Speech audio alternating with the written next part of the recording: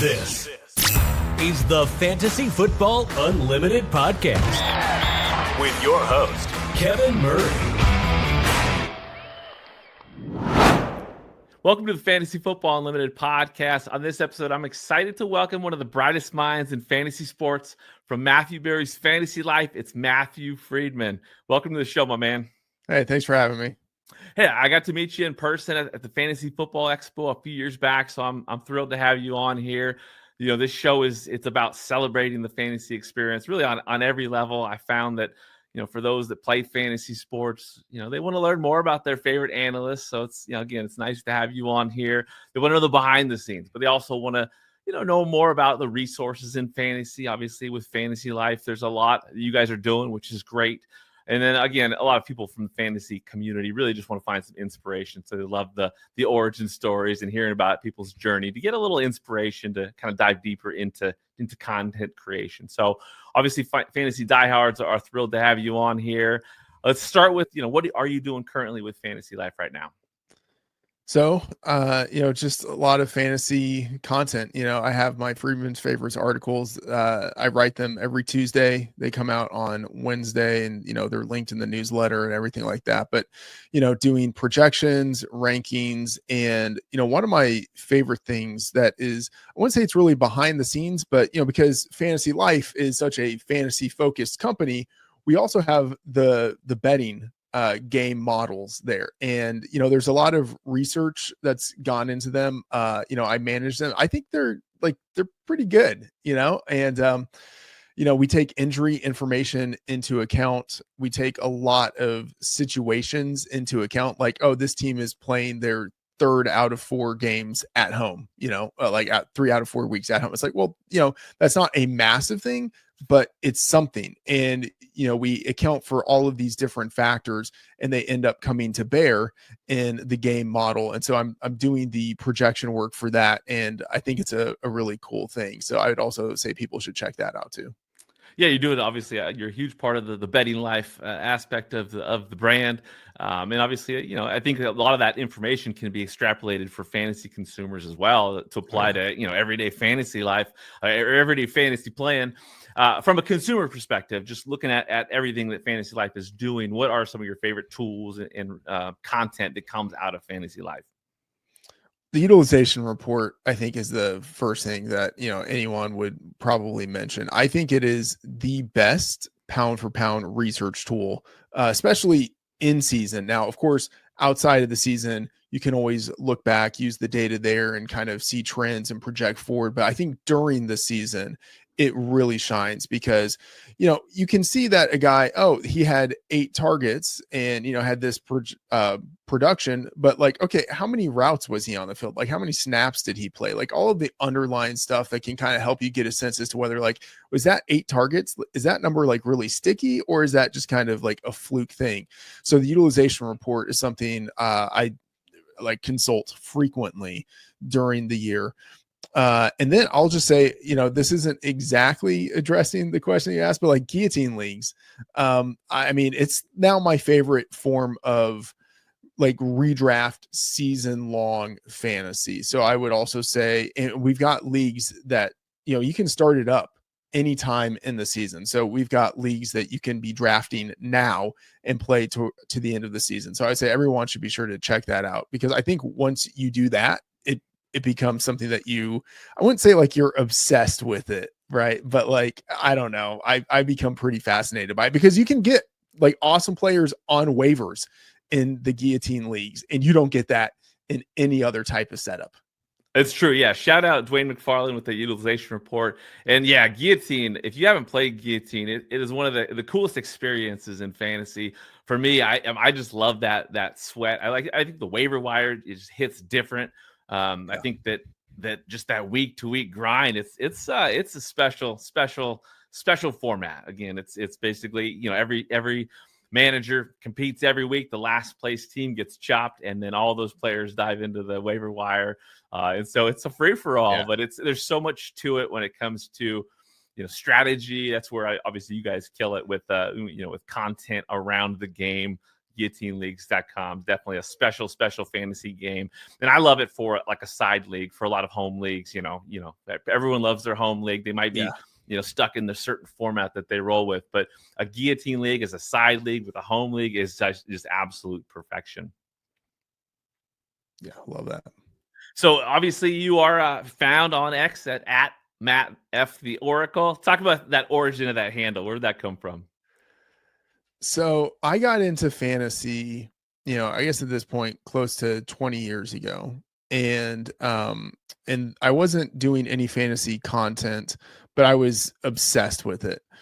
And then around, I think 2009, 2010, FX had the show called The League, right? Which is a classic for everyone who is obsessed with fantasy sports. And I thought it was a great show. Well, in the premiere episode, the pilot episode, there's this kid in it who's named Matt Freedman, and he's the Oracle. He's like the kid who predicted that Jay Cutler in his first game with the Bears would throw 4 interceptions. And at the time, I was living in a house with these other guys, and one of them was like, "You need to come watch this." And so the show was awesome, but also it's they when we got to the point of oh, that's Matt Freedman, the Oracle, no wife, no kids, pure football genius, right? They just all started laughing because it was that was me, no wife, no kids, obsessed with fantasy football. And so I just kind of had to take the Oracle as when I got onto Twitter, just had to take it as a part of the handle. Yeah, that's absolutely hilarious because, think about yourself at that time, watching the show, adopting that name a little bit and then projecting forward 20 years and looking at where you're at now. It's pretty wild how life works sometimes. But obviously you're diving into fantasy. I'm sure preceding that was just finding a passion for sports. When did you develop a love for sports? Love for sports. Since some of my earliest memories, I remember my first memory of football. I grew up, sadly, still a Cowboys fan, but grew up in the Dallas-Fort Worth area. And I remember going to a football game with my family and some family friends. And it was December of, I might get some of the information wrong, but I believe it was December of 1988. The Cowboys absolutely sucked. I think they won only one game that year, but it was against Washington. And that was the year Washington won the Super Bowl. And I just remember everyone cheering at a few key moments in that game. Just, 70,000 people all cheering as a guy runs for a touchdown. And, I'm a 5-year-old kid and just thinking this is amazing. And, then of course the Cowboys went on that run of, winning 3 Super Bowls. And, you just think it's going to be like this for the rest of my life, but that was sort of the early days of really being into all of the Dallas sports teams. Right. And so it's just, I think I've been, there, of course it hasn't been great to be a Cowboys fan for the past 30 years, but you have the Mavericks winning a championship. You have the Dallas Stars winning a championship back in the day. You have the Rangers winning a World Series a couple of years ago, kind of out of nowhere. And all of those teams I've been really into since I was a little kid. I love it. It's a cool time to kind of dive into it's a trap, obviously, with the Cowboys, but cool to experience that as a child, right? To see the terrible team, and then you get Troy Aikman, Emmett comes along, Michael Irvin, and you get to experience that ride. That's pretty special. I do have to ask, any Dallas fan who kind of enjoyed that era. I'm a Barry Sanders guy. What's your thoughts on the whole Emmett Barry thing? Back in the day, I'm sure there was a little bias, but objectively, Barry Emmett, what are your thoughts on that topic? Look, I would never ever say anything to besmirch the integrity of Emmitt Smith, but I will say Barry Sanders was one of a kind. Barry, he was basically doing it on his own in that Detroit offense. Barry was amazing. I love the answer, and true respect to Emmett. Is there ever been a just a battle tested grinder like him? The amount of carries and seasons he put in, he was tough. He was tough, and he deserved all the accolades he got. But yeah, Barry was pretty darn special. So when it comes to those those memories, early memories, or even recent ones, what's your what's the worst loss you ever experienced as a sports fan? I mean, the worst loss, look, this is not the correct answer, but I would say like the worst loss is like, it's the off the field stuff, like trading Luka Doncic. That's not like a single game loss, but that's like a lifelong loss. You know what I mean? Like that's the kind of thing that like every day, like I would be wearing my Mavericks hat. I literally have not worn that Mavericks hat since they traded Luka Doncic. Like that was, I mean, I know it sounds stupid to say like that was maybe one of like the worst 5 days of my life, but like that was a terrible day to go from less than a year ago. This team was in the NBA finals and you think we have, a top 5, maybe top 3 NBA player. As long as we have him, we always have a shot to compete for a championship.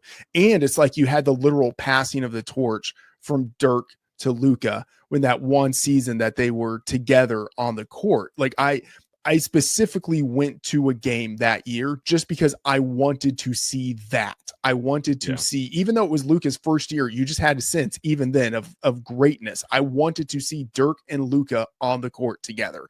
And it's like now Mavericks fans, they were just robbed of that. We were robbed of potentially like 10 to 15 years of greatness. And so like, I know that's not like an on the court or on the field loss, but it's like the stuff that happens in my head, like the stuff that happens off of the court, off of the field, that determines what happens on game day. And like, I felt like we were robbed of like 1,000 games of Luka. Yeah, that's a great answer because I think about, I was at the Super Bowl when Russ threw that interception and we lost to the Patriots. Yeah. We had won the previous year. It's all good, but that was devastating. But losing the Sonics as a sports fan in an area, it kind of reminds me of losing a player. Seeing Griffey leave, but like losing the Sonics, having the team just stolen from us, that hurts. So I like what you're saying. It's not always a specific game that breaks your heart, but it can be something bigger than that. You put a lot of time and effort into fandom, for a certain player, and all of a sudden it's gone. So I hear you on that one. So what's your favorite all-time sports moment? I mean, I think it has to be the 52-17 Super Bowl win over the Bills, because that was the first one for the Cowboys in that run in the 90s. Yeah. And, the Cowboys, it's not like I really understood the concept of betting at that point, but you're watching the pregame show and everyone's picking the Bills to win. It's like the Cowboys are underdogs, that people aren't expecting them to win the game. You don't know how big of underdogs they are until like you start looking at the historical data later and you're like, oh, I mean, they were expected to get killed in that game, and like hey, just a few years ago they were the worst team in the league, and so to go from that to wow, like not only did we just win the Super Bowl, but this game was basically over at halftime. And then they continued to pile it on. Like that to me just felt like this, like the greatest sports memory. And it's like, it still feels good thinking about it and reading about it and watching shows about it years later. Like it still feels amazing.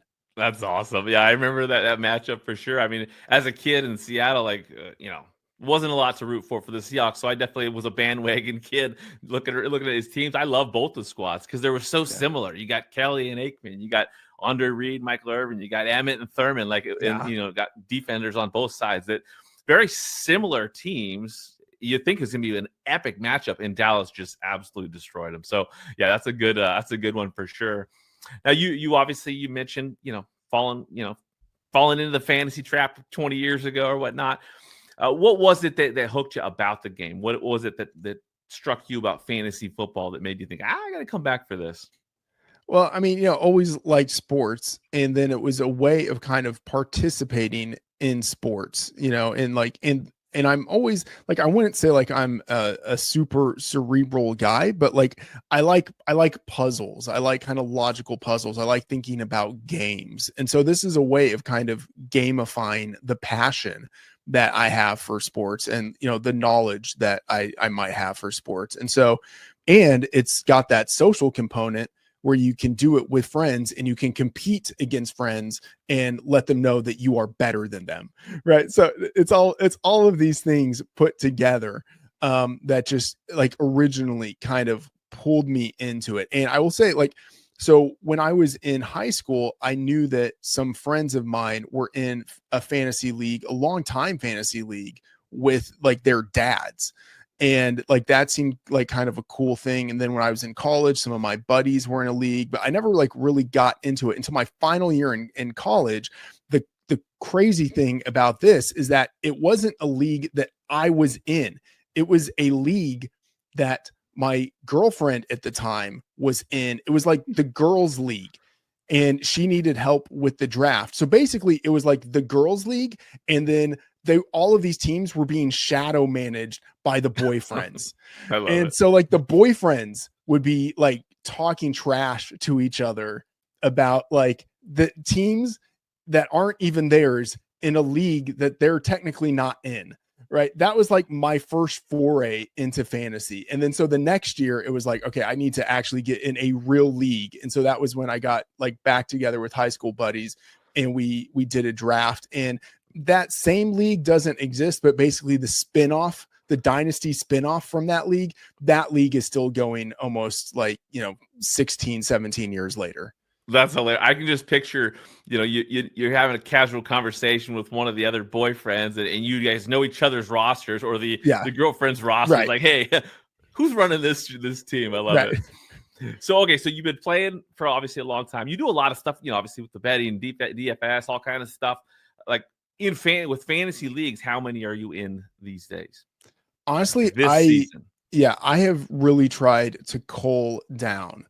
And so, they're like the kind of like the industry leagues that, that people do. But in terms of like personal leagues, I'm in 2, maybe 3. Like, so, a company league that sort of like straddles the line between industry and friends and family, in the dynasty league, the longtime dynasty league with the buddies from high school. And then I'm in a guillotine league with some buddies and some, subscribers to Fantasy Life. So those are the ones that I'm in. And I really try not to do any other leagues because I just don't want to divert my attention away from the leagues that I care about and then away from the content that I'm trying to do during the week.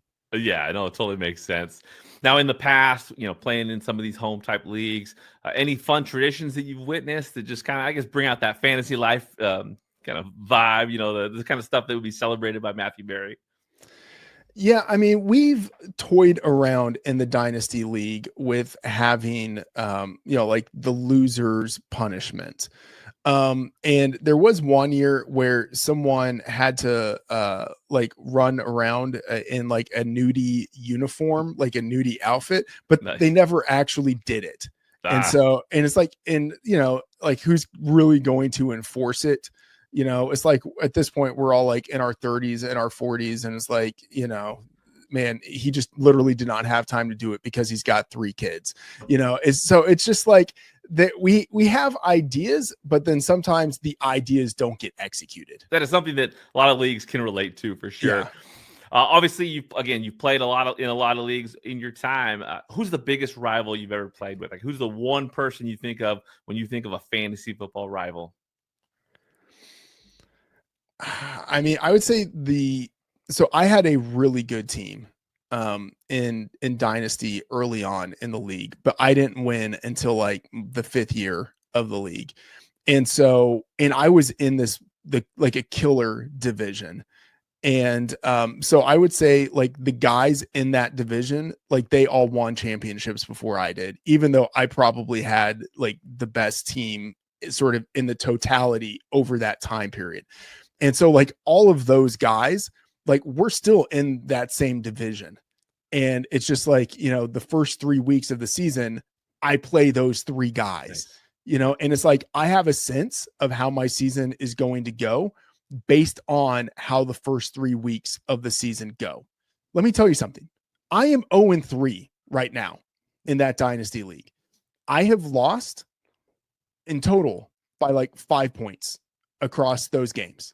Like it's just like literally that first week, I lost by like two tenths of a point. Right. It's just like I've run back. And the thing is, it's not like I have an old team at this point. It's like Patrick Mahomes is my quarterback. That was great 5 years ago. It doesn't feel so great now, So it's like there are these things to where it's like those guys are my rivals and they all just barely beat me 3 weeks in a row. And it feels terrible. At the same time, I'm like, you know what? Screw it. Let's go get that number 1 pick. Yeah, I love it. No, obviously that kind of says something about divisions. I'm going to ask you about settings and formats, that you might like in fantasy, but a lot of people don't realize that like divisions can add an element to a fantasy league that again, inspire rivalries and add a little, different element to the game. But yeah, league settings, formats, what do you enjoy the most in fantasy? I really like the head-to-head best ball aspect. Okay. So, and that's what we have in that dynasty league where it started out as head to head, but I like the best ball component because it keeps the matchups live all the way through through Sunday into Monday. You still do waivers the same that you would do in a normal league, but like there was a point 10 years ago where it's like guys had kids, they had other stuff that they were focused on Sunday mornings. And it's like, hey, you forgot to set your lineup. And so like the best ball component just sort of like eradicated the need for like all of the in-week research of who am I starting, who am I sitting. It eradicated the, oh man, it's like 12:55 and I need to go set my lineup and this guy just got scratched. It eradicated that. And it meant that like all of the games you had more of a sweat in because it's Monday night. And even though like in a normal situation, this one guy would have been on your bench, now what he does in this game actually matters. But it's not like strictly best ball. You still have that head-to-head component where you're playing against a guy and what you get for your score actually matters in that head-to-head matchup. So I do like the head-to-head best ball component. It's for me, like I think it is the funnest of the different like scoring types. I guess it's not a scoring type, but like the format types that you could have. That's cool. Yeah, I think that a lot of people could glean something from that in that, you're right. I think a lot of, naysayers would say, okay, you're losing that element of setting your lineups. Like it's a huge part of fantasy, but I like what you said that, it makes all those games relevant to the very end. It's good for people that are busy, but it's also good for people that just want to live on the edge. So, it reminds me of, kind of like a guillotine thing where like that Monday night, anything can go down. Yeah. And so that's a cool way to look at it. I like that. Yeah. It's a trade-off. It's a trade-off. Yeah. There, like when we switched to that format, there were a couple of guys and there's still some guys, of course, these are just the guys who are going to grumble about anything, but there are still some guys who are like, look, I just kind of like having to do the research of figuring out who I'm starting and who I'm sitting. That's great. No, I love it. It's a trade-off. So yeah, for sure. Now playing fantasy, like, did you have an all-time favorite moment playing the game? There was, I will probably screw up some details, but I do remember. So 2 things. One, the time I won that first dynasty championship and Michael Crabtree was one of my wide receivers and he scored 2 touchdowns in a game. And I think one of them was like on a trick field goal. And that just like that felt good because it was just like, that's like a freak thing. And like, I absolutely clobbered in that matchup, but that was just like, it was like piling on and the Crabtree touchdown, it was just like out of nowhere and totally unnecessary. That felt great. And I think in another like playoff scenario, I like randomly picked up the Bucks defense.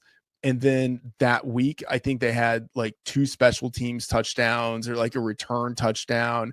And like, I had gone to the gym or whatever. I wasn't really like paying attention. And then I looked and they had like 30 points. And it was just like, there's no way I'm losing this matchup this week. And like, just like that little moment of luck of like picking up this defense, putting them in and then them carrying me in that all important playoff week. Like that was awesome. I love it. So what it ended up inspiring you to get into content creation? What was the inspiration behind that? And when was that? It was basically like I couldn't help myself. I basically just had to. Like I was so obsessed with fantasy and like researching stuff that if it didn't turn into like a quote unquote career, or at least like a creative outlet, I don't know like what I would have ended up doing with my life. But I was in grad school. I was supposed to be researching for a dissertation. I was in a PhD program in English, but I was basically just like researching like fantasy football stuff all the time.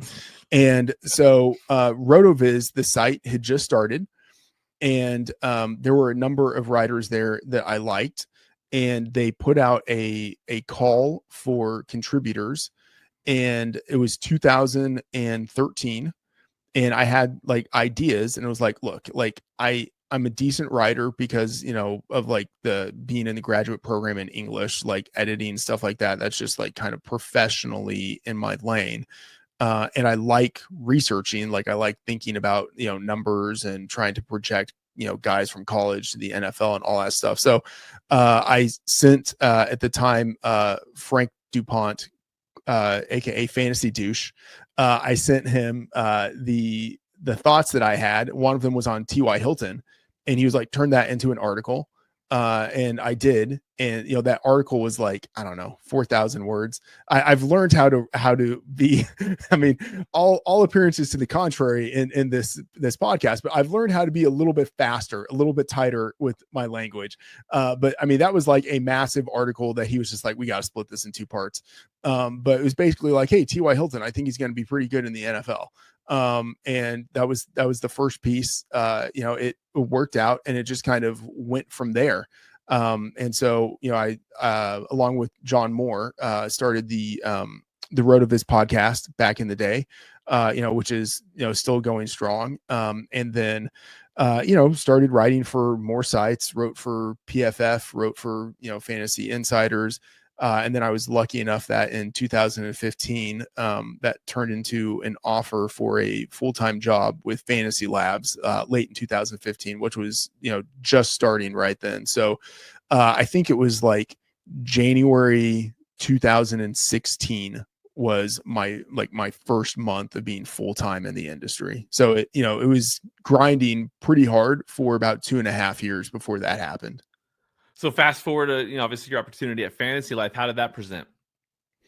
Well, I had worked with a number of people at the company previously at other places.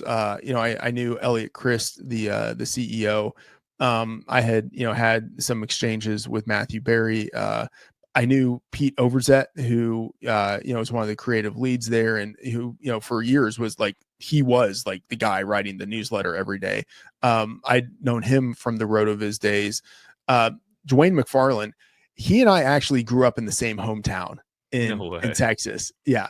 And like, we kind of didn't know that until we met in Canton a few years ago. And I knew he was from Texas, and I knew he was a Cowboys fan. I thought he was from the DFW area. So I was like, hey, where exactly are you from? And he said Burleson. And I was like, man, I grew up in Burleson. Like, my parents still live in Burleson, you know? So like, there were just like a number of connections. And Ian, I'd worked with Ian previously at Fantasy Labs and Action Network. And so I just kind of had a connection with a number of people who worked there. And so when the, you know, opportunity arose to join the team, it just seemed like something that I'd really enjoy. What's been the most rewarding part of this journey for you? You know, just the people, the people, you know, I think it's a small space, and of course it's, you know, it's a competitive space in that, you know, there are only so many people who play fantasy. There are only so many hours in the day. And so, you know, they can't read everything. You want them to read your stuff or listen to your podcast, but it's a really friendly space. Even though it's a competitive space, it's a friendly space and still a collaborative space. And so, you know, the friendships that I've formed with people, you know, along the way, you know, 10 years now being full-time in the industry, the friendships I think are really special. Yeah, no, it's an incredible community for sure. We're going to touch on that in a second. But when it comes to content, what is your favorite type to create? I mean, obviously you do a lot with, you know, Fantasy Dynasty, NFL Draft. Obviously you've done a ton with the NFL Draft, which I love that kind of stuff. Yeah. Growing up as a kid, I mean, you know, the NFL Draft was like a holiday to me. And obviously sports betting, you know, huge. You're doing a lot of stuff with that. So what kind of content do you like to create the most? Man, it's probably NFL draft, because that was like one of the things, like even with how I kind of got started in fantasy, I was thinking about, college guys going to the NFL. And, outside of that, I was just still obsessed, with mock drafts and thinking about, like which offensive lineman this team might take and stuff like that. So, even before fantasy, for me, it was the NFL draft. And I'm like you, like the Super Bowl is great. I kind of prefer the NFL draft. I know that sounds so wild, but it's like, there are only two teams in the Super Bowl. Yeah. The NFL draft, and this is kind of what I said, like what happens off the field determines what happens on the field. Like the NFL draft, that sets up your franchise or sets back your franchise for the next 5 years. Like all of those decisions matter. And every team has something that they're trying to accomplish in the draft. And like, that's one of the few moments, like free agency and the NFL draft. That's one of the few moments to where it's like, okay, you can say whatever you want, but what you actually do in this moment, how you allocate your resources, that is really what matters. Like that determines the trajectory of your franchise and what kind of team you're going to be. So I really like those moments where it's like, the coach speak, the GM speak, the owner speak, it doesn't matter. Like they're putting their cards on the table. And so I really like the NFL draft, and it's a puzzle. I like trying to predict it, to do mock drafts with it, and, think about, all right, well, I know this guy went number 3 overall, but really he shouldn't have gone that high. I don't think he's going to have as good of an NFL career. So there are like all of these little components of the NFL draft that I find really fascinating. Well, and on the the fan side of things, I mean, it's everyone has hope, right? Everyone has hope for what their team's doing. I mean, there can be obviously opinions. Some fan bases hate what their teams are doing, but it's exciting. It's a fun time of year. Everyone's involved. It's definitely a special part of the NFL calendar for sure. And you've had a ton of success with mock drafting and predictions with draft. Is that correct?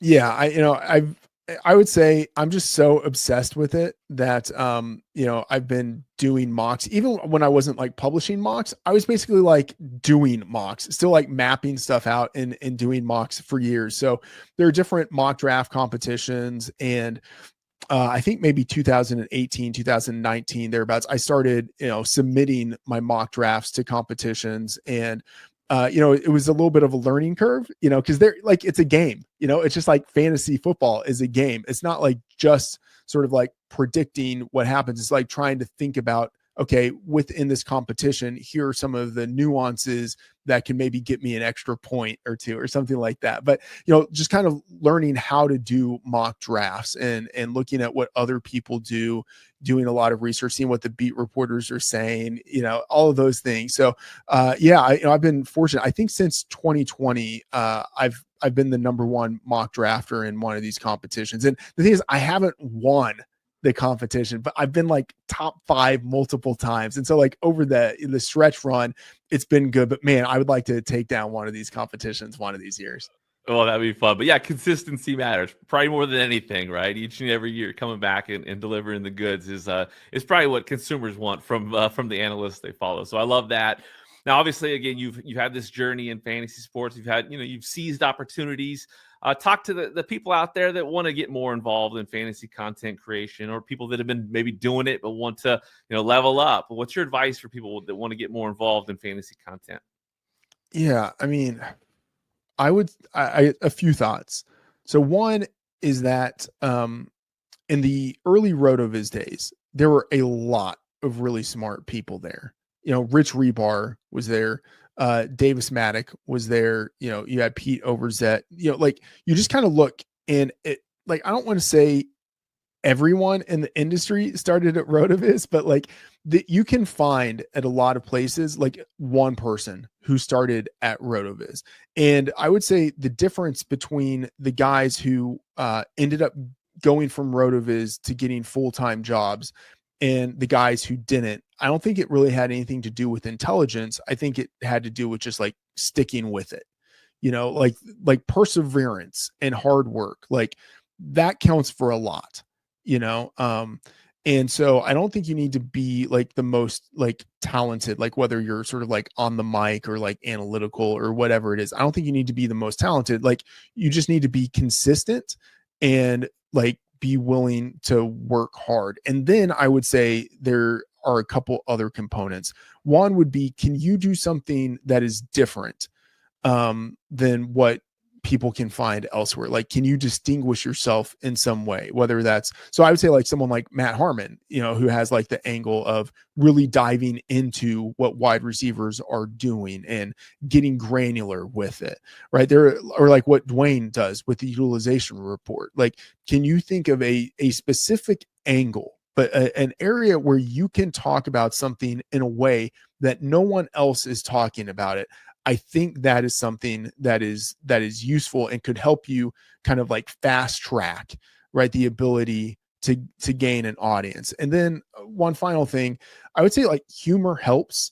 I don't think it's necessary, and it's not like you even need to be really like humorous with your content, but like life is tough. Like being in the industry can be tough. If you can have a sense of humor about it, I think that kind of helps you persevere. It helps you stick with it, and I think a good sense of humor can also, like, it can just humanize you a little bit, right? It can make it maybe a little bit easier for people in your audience to connect with you, not because like you're so funny, but they can feel that like there's something good about you, right?